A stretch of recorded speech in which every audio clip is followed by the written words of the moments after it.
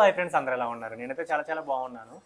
So యూట్యూబ్లో కానీ లేకపోతే మనకి ఇన్స్టాగ్రామ్లో కానీ వచ్చే కామెంట్స్ ఏంటి అంటే, అన్న ఒక డైరెక్టర్ కింద ఎంతమంది అసిస్టెంట్ డైరెక్టర్లు ఉంటారు, వాళ్ళ శాలరీస్ ఎలా ఉంటాయి, దాని గురించి ఒక వీడియో చేయవా అని చెప్పేసి అంటున్నారు. సో నేను ఈరోజు దాని గురించి మాట్లాడబోతున్నాను. నాకు తెలిసిన ఇన్ఫర్మేషన్ మీకు అర్థమయ్యేలాగా, అంటే ఒక ఐడియా అయితే వస్తుంది, ఓ ఇలా ఉంటుందా అని చెప్పేసి.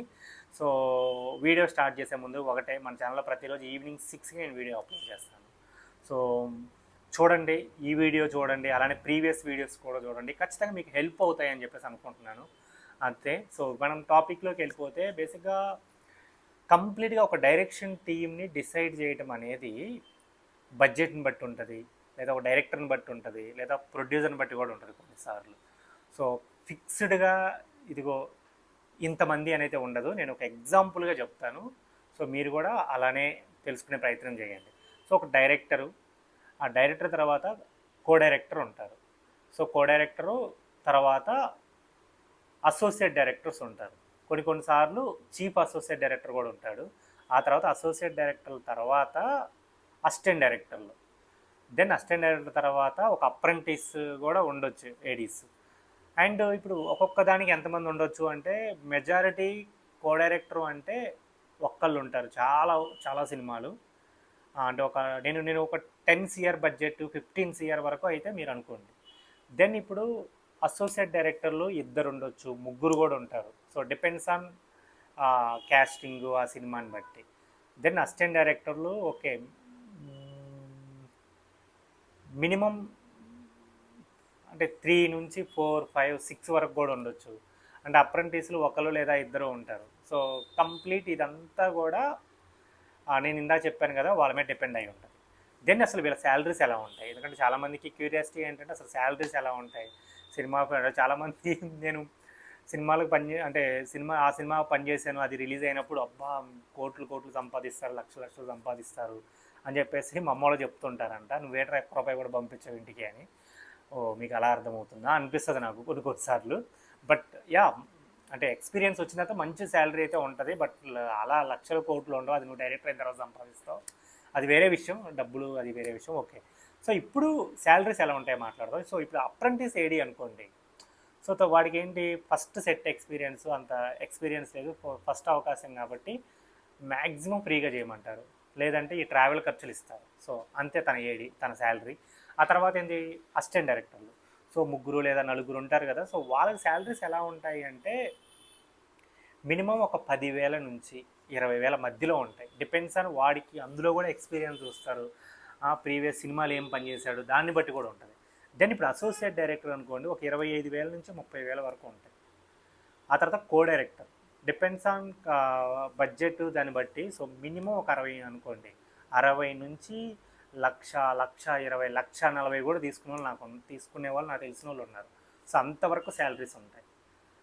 సో బేసిక్గా శాలరీ ముఖ్యమా అంటే, ఒకసారి ఇది వినండి. Never run behind the money, because this is a creative field. నువ్వు క్రియేటివ్గా పరిగెట్టు, మనీ నీ వెనకాల వస్తుంది. ఇక్కడ మనీ వస్తుంది కదా అని పరిగెట్టామంటే మాత్రం క్రియేటివ్ ఎగిరిపోతుంది, మనీ ఎగిరిపోతుంది అని చెప్పారు. అది చాలా, అంటే అప్పుడులో నాకు ఎంత, ఈ మాట విన్నప్పుడు నాకు 21 years ఎంత, అప్పుడు చాలా ఎంగేజ్ నాకు. బట్ ఎందుకు అది బాగా ఉండిపోయింది నా మైండ్లో. So I always run behind the creative. Okay, అది ఆటోమేటిక్గా డబ్బులు తీసుకొస్తుంది అంతే. సినిమా ఫీల్డ్లో డబ్బులు వెనకాల పరిగెడితే మాత్రం డబ్బులు ఎగురుతాయి, క్రియేటివ్ ఎగిరిపోతుంది, టైం కూడా వేస్ట్ అవుతుంది. సో ఇది మనకి అంటే ఫస్ట్ శాలరీ ప్రయారిటీ కన్నా కూడా, ఫస్ట్ ఒక సినిమాకి అవకాశం వచ్చిందంటే ఫస్ట్ జాయిన్ అయిపోయింది. వాళ్ళు డిసైడ్ చేసుకొని ఉంటారు ఆల్రెడీ, ఇదిగో ఏడీకి ఒక 10,000, 12,000 లేదా 15,000 అంటారు. లేకపోతే అసోసియేట్ డైరెక్టర్కి ఎంత అంటారు, లేకపోతే కో డైరెక్టర్కి అంటే అది కో డైరెక్టర్కి ఓకే, అది వాళ్ళకి ఆల్రెడీ ఒక స్టాండర్డ్ ఉంటుందిలే. సో మనకి ఫస్ట్ అవకాశం రావడం ఇంపార్టెంట్. వాళ్ళు ఫిక్స్ అయిన శాలరీస్ తీసుకోవడానికి ట్రై చేయండి, శాలరీ గురించి ఆలోచించవద్దు. ఎందుకంటే మనకి ఫస్ట్ ఒక ఎక్స్పీరియన్స్ అయిందనుకోండి, దెన్ మీరు ఒక అసోసియేట్ డైరెక్టర్ పొజిషన్కి లేదా చీఫ్ అసోసియేట్ పొజిషన్కి వెళ్ళినప్పుడు, లేదా అసిస్టెంట్ డైరెక్టర్గానే నువ్వు మంచి సినిమాలకు పనిచేసినప్పుడు వాళ్ళే అడుగుతారు అసలు మీరు ఎంత ఎక్స్పెక్ట్ చేస్తున్నప్పుడు. మనం ఒక రెమ్యునరేషన్ చెప్పొచ్చు, అప్పుడు 20 కాదు, నేను 25 లేదా 30 అని కూడా చెప్పొచ్చు. ఎందుకంటే కొన్ని పెద్ద సినిమాలు 30 ఇస్తారు ఈజీగా, కానీ 30 సో నేను ప్రీవియస్ సినిమాకి ఒక 20 తీసుకున్నాను సార్, ఇప్పుడు నేను ఒక 30,000 ఎక్స్పెక్ట్ చేస్తున్నాను అని చెప్పొచ్చు. దెన్ వాళ్ళు అంటే మీరు ఎంత ఎక్స్పెక్ట్ చేస్తున్నారు అనే మనం వెళ్ళేంత వరకు ఎప్పుడు మనం డిమాండ్ చేయకూడదు అబ్బా. ఈ సినిమా ఫీల్డ్లో ఎక్స్పెషల్లీ ఇప్పుడు ఒక యాక్టర్గా కూడా, ఇప్పుడు మా రూమ్మేట్స్ ఉన్నారు, వాళ్ళు ఎంత శాలరీ అంటే వాళ్ళు డిసైడ్ చేస్తారు 800 లేకపోతే 1000 రూపాయలు పర్ డేకి అని. సో కొన్నిసార్లు వాళ్ళకి వచ్చే అవకాశం పోద్ది.